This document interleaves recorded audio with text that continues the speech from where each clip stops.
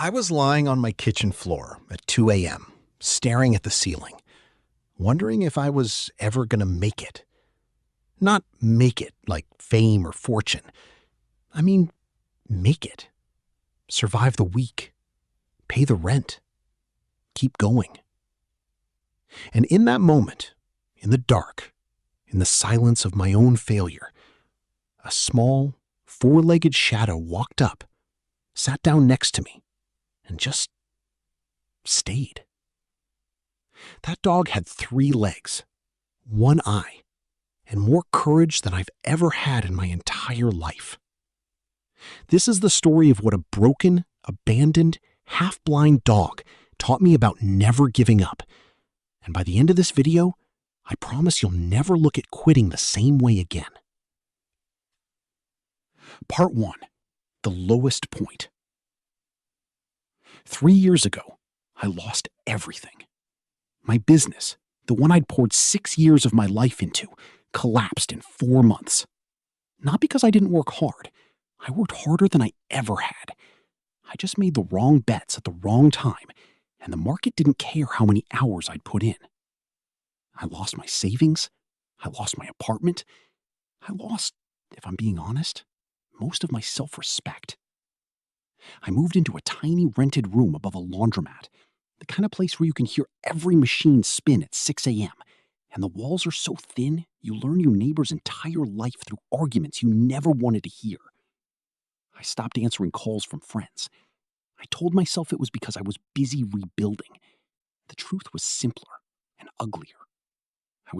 I didn't know how to explain that the guy who used to talk about scaling to 7 figures was now counting coins to buy instant noodles.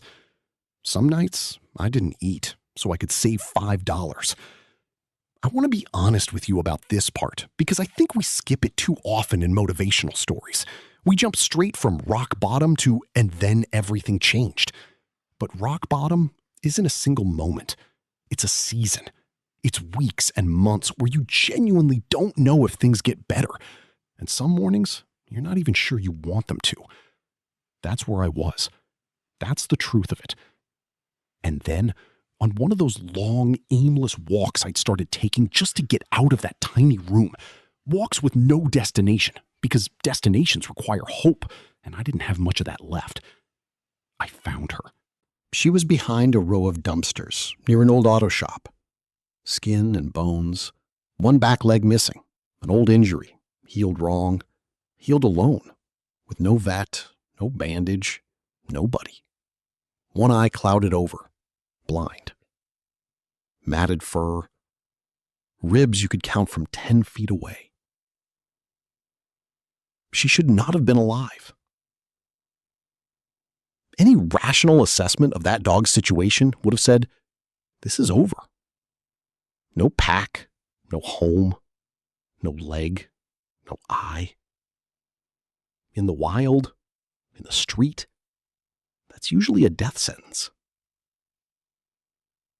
But she was alive. And more than that, when she saw me, she didn't cower. She didn't run.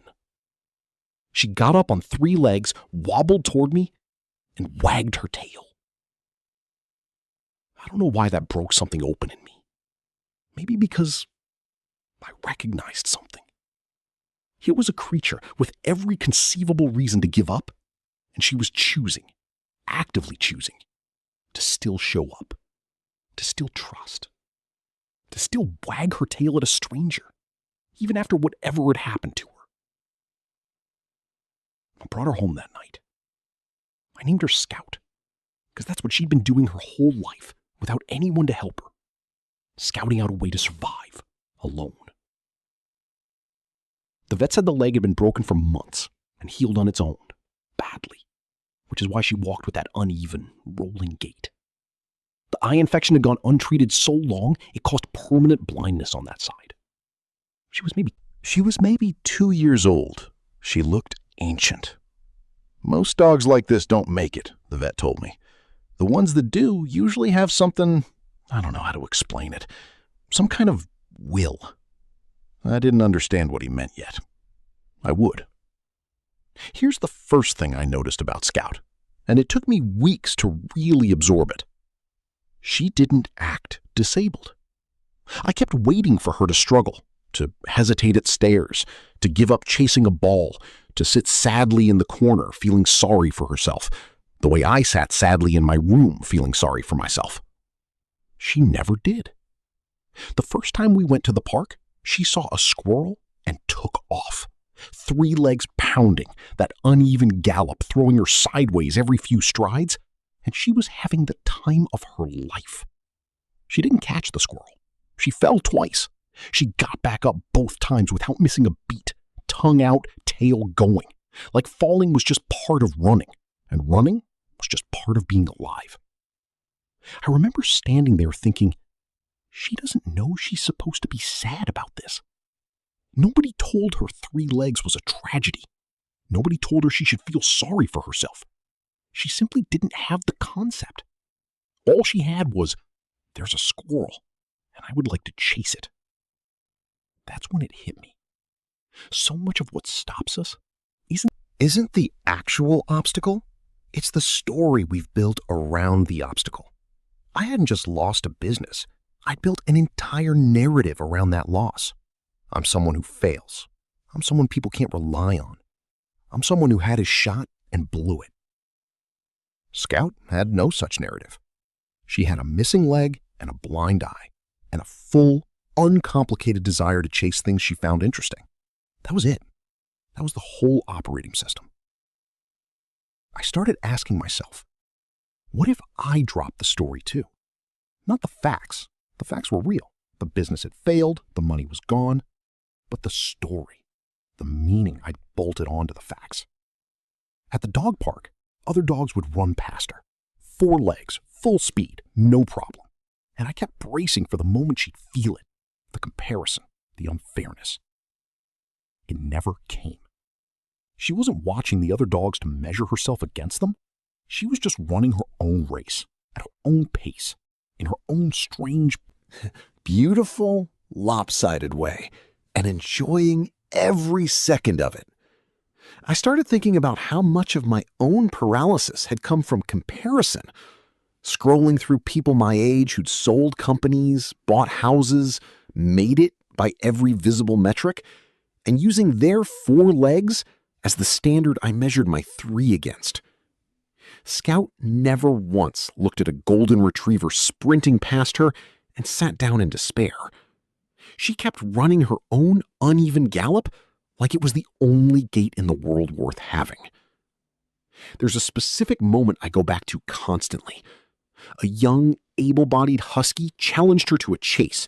The husky flying, Scout galloping her rolling 3-legged run behind it, and Scout lost that race by a mile. And then she just trotted back to me, tail wagging, completely thrilled, like she'd won something. Because she had.